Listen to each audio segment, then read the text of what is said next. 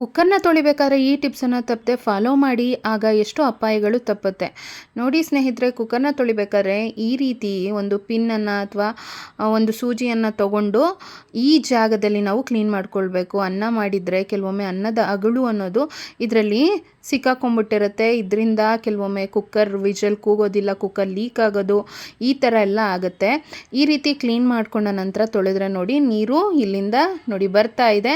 ಹಾಗಾಗಿ ಯಾವುದೇ ರೀತಿಯ ಬ್ಲಾಕೇಜಸ್ ಇಲ್ಲ, ಕ್ಲಿಯರ್ ಆಗಿದೆ ಅಂತೇಳಿ ಅರ್ಥ. ಇಷ್ಟು ಮಾಡಿದರೆ ಇಲ್ಲ. ನೆಕ್ಸ್ಟು ಇನ್ನೊಂದು ಟಿಪ್ ನೋಡಿ, ಕುಕ್ಕರ್ ವಿಷಲನ್ನು ಮೇಲ್ಭಾಗದಲ್ಲಿ ಮಾತ್ರ ತೊಳಿತೀವಿ. ಆದರೆ ಈ ರೀತಿ ಮುಚ್ಚಳವನ್ನು ತೆಗೆದು ನಂತರ ನೋಡಿ ಇಲ್ಲೆಲ್ಲ ತೊಳ್ಕೊಬೇಕಾಗುತ್ತೆ. ಇಲ್ಲೂ ಕೂಡ ಅಷ್ಟೇ, ಕೆಲವೊಮ್ಮೆ ಸ್ಟ್ರಕ್ ಆಗಿಬಿಟ್ಟಿರುತ್ತೆ, ಕುಕ್ಕರ್ ವಿಷಲ್ ಸರಿಯಾಗಿ ಕೂಗೋದಿಲ್ಲ. ಕರೆಕ್ಟಾಗಿ ವಿಷಲ್ ಬರಬೇಕು ಅಂತಂದರೆ ಈ ರೀತಿ ಮುಚ್ಚಳವನ್ನು ತೆಗೆದು ನಂತರ ಕ್ಲೀನಾಗಿ ತೊಳೆದು ಕ್ಯಾಪನ್ನು ಹಾಕಿ ಟೈಟ್ ಮಾಡಿ, ಅಡುಗೆ ಮಾಡಿದ ನಂತರ ಕುಕ್ಕರ್ ರಬ್ಬರನ್ನು ಕೂಡ ಅಷ್ಟೇ ತಕ್ಷಣವೇ ತೆಗೆದು ತಣ್ಣೀರಿಗೆ ಹಾಕಿ.